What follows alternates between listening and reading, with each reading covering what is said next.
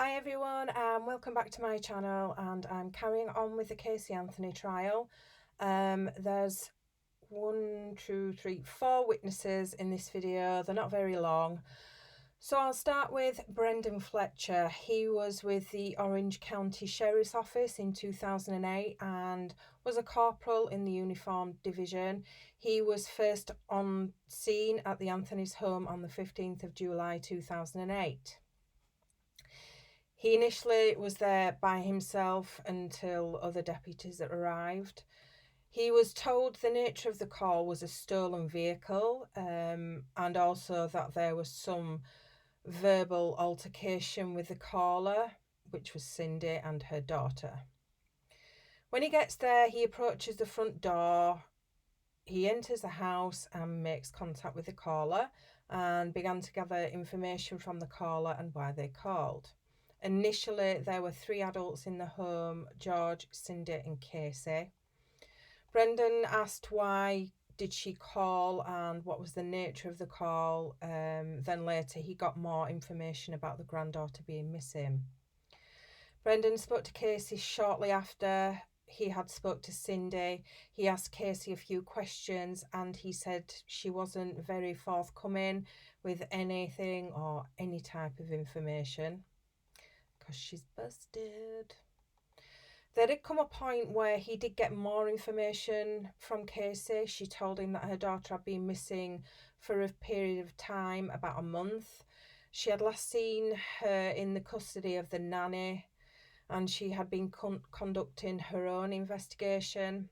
Brendan was a bit perplexed as to why she hadn't contacted the police and asked for their help. I think we all are at this point. Not long after Brendan had arrived at the Anthony home, another deputy arrived, and then later Brendan's supervisor came and he oversaw the case. Casey at the time wasn't able to tell them the place where she last saw Kaylee, but was willing to take them there. Brendan drove his patrol car to the Sawgrass apartments and another deputy took Casey in her car. And Casey pointed out to them where she dropped Casey off. The apartment was on the 2nd floor and it was apartment number 210. Brendan went to this apartment. He says the blinds were open and he couldn't see any furniture inside. He did knock and there was no answer, obviously. Cross-examination. Brendan walked through the garage only once to go outside to go to his patrol car. He said he didn't smell any foul odour coming from Casey's car. So the next witness is Adriana Acevedo. She's another deputy with the Orange County Sheriff's Office. She responded to the call at the Anthony's home on the 15th of July 2008 and she arrived after Brendan. She says she arrived at 9:52 p.m. Adriana walked towards the front door and met Brendan there and asked him for specifics as to what was going on inside. Then Adriana sought to get written statements from Cindy, George, Lee and Casey.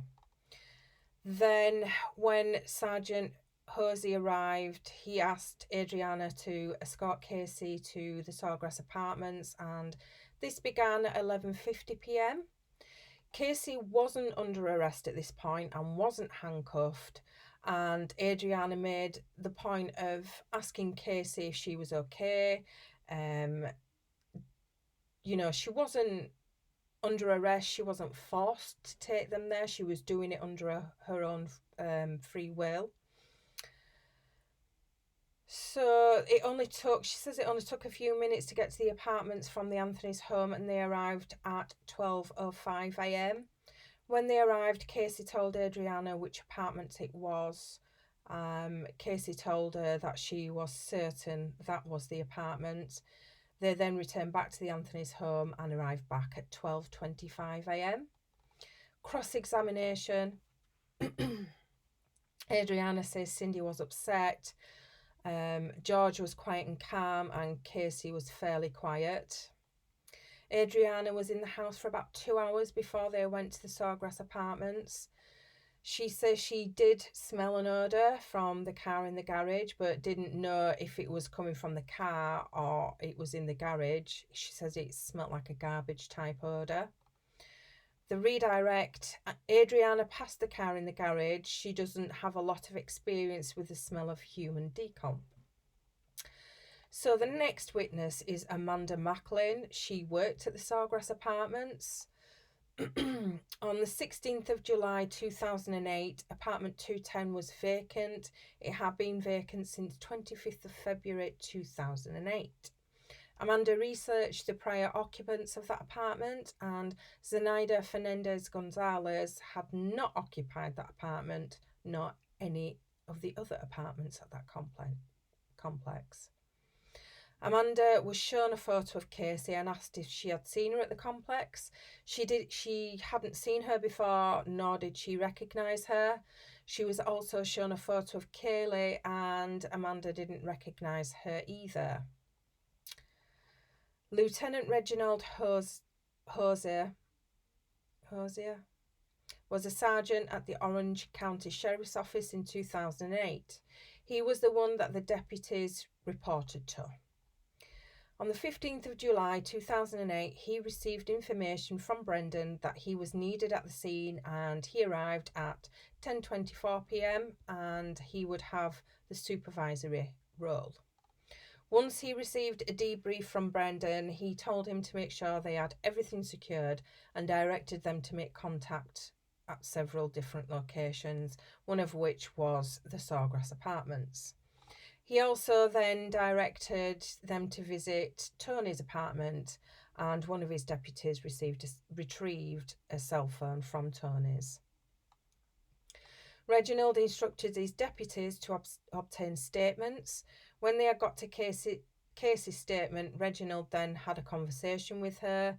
He took her outside to get away from the craziness inside. He reassured her that neither he or his deputies were there to take her child away from her. They just wanted to know her location and make sure she was okay. When Casey was asked where else Kaylee could be, she said that she was with the nannies and Nida. Reginald took Casey out of the house, as I've said before. Casey kept pointing out that her and her mother were not getting along, and Casey wanted to stop Cindy getting Kaylee from her. Obviously, law enforcement were unable to locate Kaylee. Reginald then contacted a detective by the name of Yuri Melich. They would follow up on the information they were given by the deputies. Cross-examination. When Reginald arrived at the scene, there were only two deputies there, Brendan and Adriana. He remembers that the call was originally about a stolen vehicle. He doesn't recall Casey being cuffed that evening. When they go back on his report, Casey had indeed been handcuffed, but he doesn't remember that. Reginald did go up to the car in the garage and did smell an odour. He didn't report it to CSI. He didn't inspect it, nor did he report it written or otherwise, which is a bit weird. If this smell was so bad and it did smell of decomp, I don't know why it wasn't reported. He is not aware of anyone giving Casey a Miranda warning. It took Detective Melich between 1.5 and 2 hours to arrive at the Anthony's home. When the detectives arrive, their part in the case is pretty much concluded and they hand over to the detectives. Redirect. On the 15th of July 2008, Casey led him to believe that Kaylee was alive and well and was with a babysitter they were unable to find or contact. Casey also told him that she didn't want Cindy having contact with Kaylee. Recross. George was calm for the most part, but did share the same concerns as Cindy with regards to Casey's behaviour. George did inform Reginald that he was an ex-cop. He says Cindy was upset, tearful and angry. She had a lot of different emotions that night. She was also calm at some points too. So, an insight into the craziness of what went on that night. So I will be back with another law enforcement testimony in the next video. So until then, bye for now.